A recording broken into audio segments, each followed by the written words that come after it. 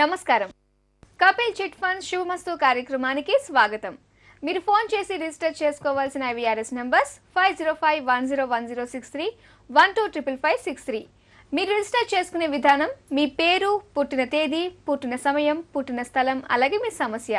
Birth details లేని వారు ప్రశ్న జాతకం ద్వారా మీ సమస్యకి పరిష్కారం తెలుసుకోవచ్చు. జ్యోతిష్యంలో డాక్టరేట్ పొందిన తొలి తెలుగు మహిళ డాక్టర్ సంధ్యాలక్ష్మి గారు మీ సమస్యలకి పరిష్కారాలు తెలియజేస్తారు. నమస్కారం అమ్మా. నమస్కారం అమ్మా. ప్రేక్షకులకి నమస్కారం. ఈరోజు మన శుభమస్తు కార్యక్రమంలో రజస్వల ఏ తిదివార నక్షత్రాల్లో అయితే మంచిది, ఏ తిదివార నక్షత్రాల్లో అయితే శుభకరం అనే ఆసక్తికరమైన విషయాల గురించి మనం తెలుసుకోబోతున్నాం. అమ్మా, మొదటిసారి రజస్వల అయినప్పుడు ఏ మాసంలో అయితే మంచిదంటారు? ఏ మాసం అంటే మనకి కొన్ని ప్రత్యేకంగా చెప్పారు. వాటిలో మార్గశిర మాసం, మాఘ మాసం, వైశాఖ మాసం, జ్యేష్ఠ మాసం, అదేవిధంగా ఆశ్వీజ మాసం, శ్రావణ మాసం, ఈ మాసాలన్నీ కూడా మంచివి. మిగతా మాసాల్లో అయితే మాత్రం శాంతి చేసుకోవాలి.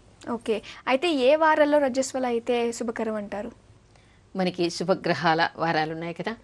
సోమవారం, బుధవారం, గురువారం, శుక్రవారం అయితే మంచిది. మిగతా వారాల్లో అయితే మాత్రం శాంతి చేసుకోవాలి. అలాగే నక్షత్రాలు కూడా ఉంటాయి కదమ్మా, మంచి నక్షత్రాలు కూడా ఉన్నాయి. నేను నక్షత్రాలు ఒకసారి చెప్తాను, ఎవరైనా కావాలంటే రాసుకోవచ్చు. ఎందుకంటే పదే పదే మళ్ళీ మళ్ళీ అడుగుతూ ఉంటారు. అంటే ఎవరెవరు ఏ నక్షత్రంలో అయితే మంచిదో చెప్తాను, మీరంతా కూడా రాసుకోండి. ఎవరైనా సరే మృగశిర నక్షత్రంలో, రేవతి నక్షత్రం, చిత్రా నక్షత్రం, అనురాధ నక్షత్రం, హస్త, అశ్విని, పుష్యమి, రోహిణి, ఉత్తర, ఉత్తరాషాఢ, ఉత్తరాభాద్ర, ఈ నక్షత్రాల్లో అయితే శుభకరమైనటువంటివి.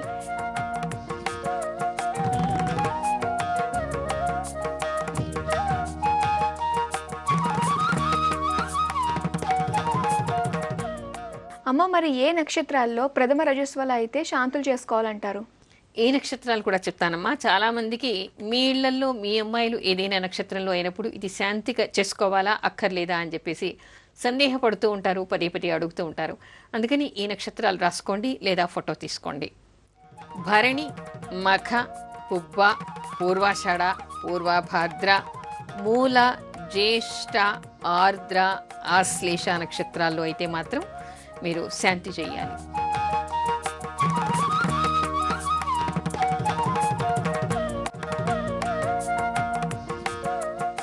ఓకే అమ్మ, ఒక కాలర్ లైన్ లో ఉన్నారు, కళ్యాణి అనే కాలర్, వారితో మాట్లాడదాం. హలో, నమస్కారం అండి. నమస్కారం అండి. కళ్యాణ్ శ్రీకాంత్ పేర్ల మీద రిజిస్టర్ చేసుకున్నారు కదా? అవునండి. ఒకసారి బర్త్ డీటెయిల్స్ కన్ఫర్మ్ చేసుకుందాము. అలాగేనండి. కళ్యాణ్ ఇది December 2nd, 1984 అవునండి. ఉదయం 7:10 భీమవరంలో పుట్టారు. అవునండి. శ్రీకాంత్ గారిది వచ్చేసి February 4th, 1977 మధ్యాహ్నం 1:45 కొవ్వూరులో పుట్టారు. అవునండి. మీరు రిజిస్టర్ చేసుకున్న సమస్య పిల్లల గురించి కదండి? అవునండి. ఓకే అండి, మేడం తో మాట్లాడండి. అలాగేనండి. నమస్కారం అండి. నమస్కారం అమ్మా. చెప్పండి, ఎన్ని రోజులైంది వీళ్ళ పెళ్ళై? పెళ్ళి 5 ఏళ్ళు అయిందండి. ఇప్పటికి ఇంకా ఏమి కన్సైన్ అవ్వలేదు. మీ అమ్మాయా కళ్యాణి అంటే? అవును, కళ్యాణి అంటే మా కోడలండి. మీ కోడలు. మరి మీ అబ్బాయి జాతకం మీరు ఎవరికైనా చూపించారా లేక డాక్టర్ దగ్గరికి వెళ్ళారా? డాక్టర్ దగ్గరికి వెళ్ళామండి, మందులు పెట్టుకుంటున్నారు. మీ అబ్బాయి జాతకంలో కొన్ని దోషాలు ఉన్నాయి, చెప్పారా?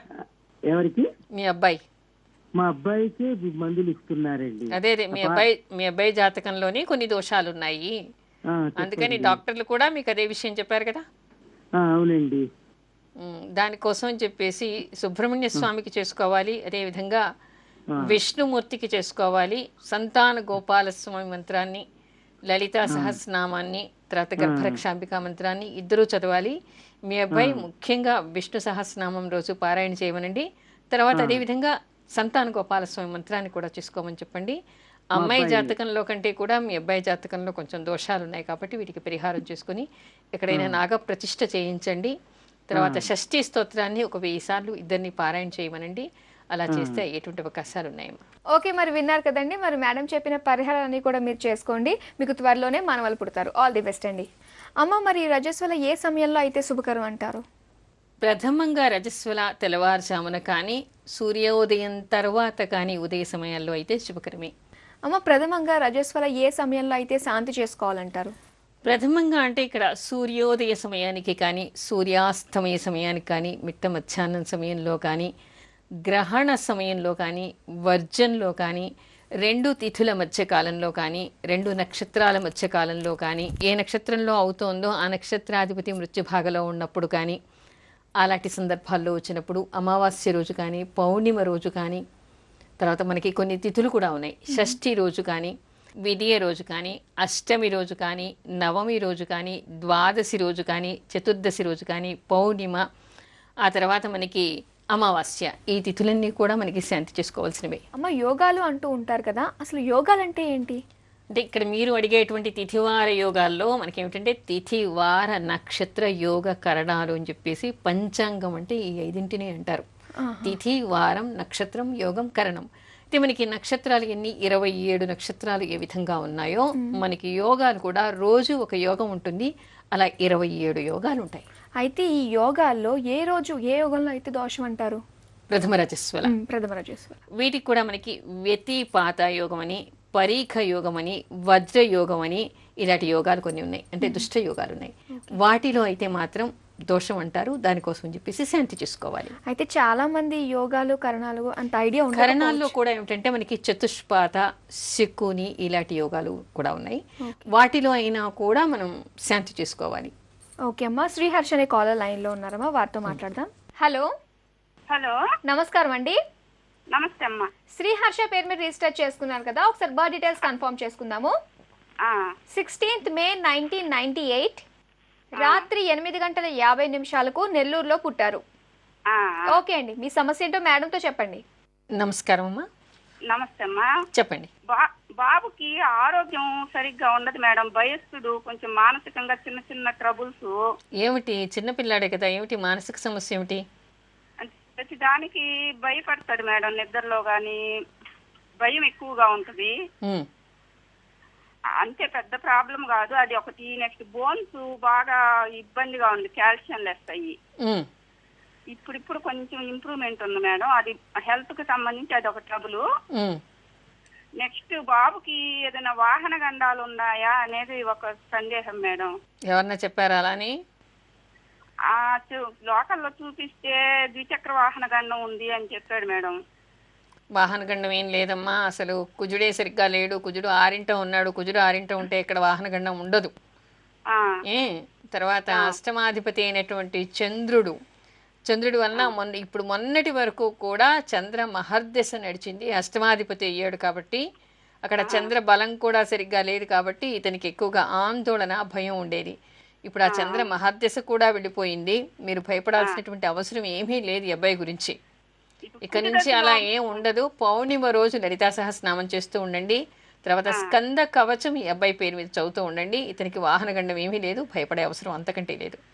ఓకే, మరి విన్నారు కదండి, భయపడాల్సిన అవసరం లేదు అన్నారు. స్కంద కవచం అన్నారు కదా, అది మీరు రెగ్యులర్ గా చదువుతుండండి. అలాగే అబ్బాయిని కూడా చదవమని చెప్పండి. ఆల్ ది బెస్ట్ అండి. ఓకే అమ్మ, మరి ఈ యోగాలు కరణాలు చాలా మందికి ఐడియా ఉండకపోవచ్చు కదా, మరి మనకి ఎలా తెలుస్తుందమ్మా? మరి ఇవి పంచాంగాల్లో చూస్తే తెలుస్తుంది. పంచాంగం అందుకే తప్పనిసరిగా అందరికీ చూడడం రావాలి. లేకపోతే అమ్మాయి పెద్ద మనిషి అయినప్పుడు ఎవరినైనా అడగండి. మనకేమిటి యోగాలు ఎన్ని ఉన్నాయి మనకి చెప్పుకున్నవి? పరిఘ, వ్యతిపాత ఇలాంటి కొన్ని యోగాలు, వజ్రయోగం అని చెప్పుకున్నాం. అదేవిధంగా భద్రకరణం, ఆ తర్వాత శకుని, చతుష్పాద అనేటువంటి కరణాలు. నక్షత్రాలు మీకు అందరికీ క్యాలెండర్ చూస్తే తెలిసిపోతుంది. వారాలు మీకు తెలుసు, తర్వాత మాసాలు మీకు తెలుసు. ఇంకా చివరిగా మీరు డీప్గా చూడాలి అంటే మీ దగ్గర ఉన్నటువంటి జ్యోతిష్కుడిని కానీ లేదా పంచాంగం చూడడం వస్తే మీరు కానీ చూసుకోవచ్చు. ఇందులో భయపడాల్సినటువంటి అవసరం ఏమీ లేదు. అమ్మ, అయితే మరి ఫస్ట్ టైం రజస్వల ఏ రంగు వస్త్రాల్లో అయితే దోషం అంటారు? ఇక్కడ నలుపు వస్త్రాలు, ఎరుపు వస్త్రాలు, ముదురు నీలం రంగు అటువంటి వస్త్రాల్లో అయితే మాత్రం కొంచెం దోషప్రదంగా చెప్తారు. కాబట్టి దానికి శాంతి చేసుకుంటే సరిపోతుంది. అయితే ఇన్ని రకాల దోషాలు ఉన్నాయి కదా, సో ప్రతి ఒక్కరికి ఏదో ఒక దోషం కంపల్సరీగా ఉండే ఉంటుంది. అయితే అందరూ కూడా దోషానికి పరిహారం చేసుకోవాలంటారా? ఇక్కడ ఏదో ఒక దోషం ఉంది అంటే దానికి ప్రతి దోషానికి మనకి శాస్త్రము దోషం అని చెప్తూనే దానికి పరిహారం కూడా చెప్తోంది. ప్రతిదానికి బెంబేలు పడి ఆందోళన పడి ఏదో అయిపోయింది, కొంపలండుకుపోయే ప్రళయం వచ్చిందన్నట్టుగా వాపోతుంటారు చాలా మంది. అలా భయపడాల్సినటువంటి అవసరం ఏం లేదు. శాస్త్రం మనకేం చెప్తోంది? ఇదో ఈ దోషం ఉంటే దీనికి ఇది పరిహారము, ఈ నక్షత్రంలో ఉంటే ఈ పరిహారము, ఈ తిథిలో ఉంటే ఈ పరిహారము, అన్నీ కలిసి ఉంటే ఈ పరిహారము, ఈ విధంగా పరిహారాలు చేసుకోమని కూడా అదే శాస్త్రం చెప్తోంది. దోషమని ఏ శాస్త్రం చెప్తోందో పరిహారం కూడా అదే శాస్త్రం చెప్తోంది. అందుకని దానికి తగినటువంటి పరిహారం చేసుకుంటే సరిపోతుంది. భయపడాల్సినటువంటి అవసరం ఏముంది? అమ్మ, ఏ తిథి వార నక్షత్రాల్లో ఫస్ట్ టైం రజస్వల అయితే దోషం అంటారు? దోషం ఇందాక చెప్పుకున్నాము. ఏ శాంతులు తిథిలో చేసుకోవాలి. దేనికి ఏ శాంతి చేసుకోవాలో చెప్తాను.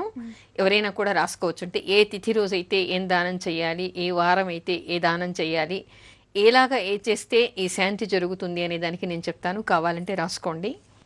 ఎవరికైనా సరే తిథి అంటే దోషప్రదమైనటువంటి తిథిలో అయితే బియ్యం దానం చేయాలి.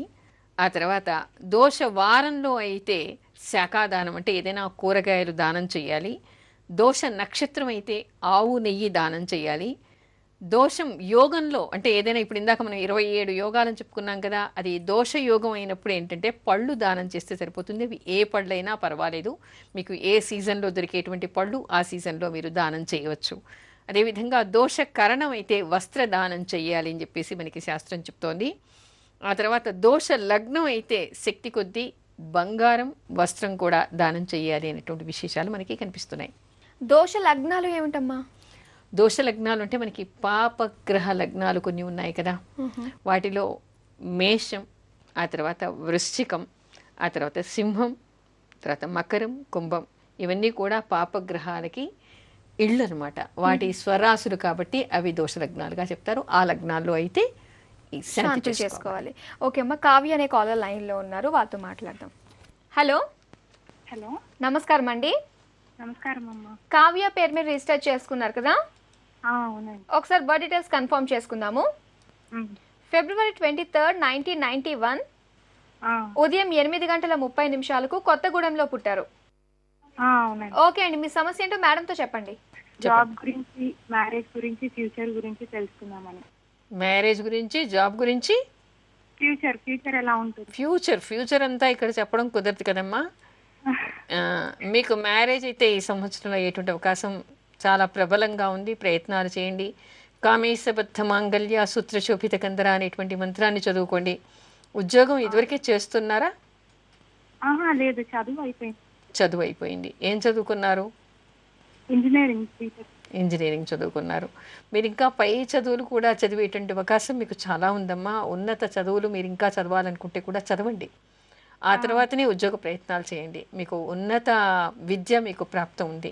ఓకే, మరి విన్నారు కదండి, మేడం చెప్పిన విధంగానే పై చదువులు చదవండి, మీకు మంచి ఉద్యోగం వచ్చే అవకాశం ఉందని చెప్పేసి అంటున్నారు. ఆల్ ది బెస్ట్ అండి.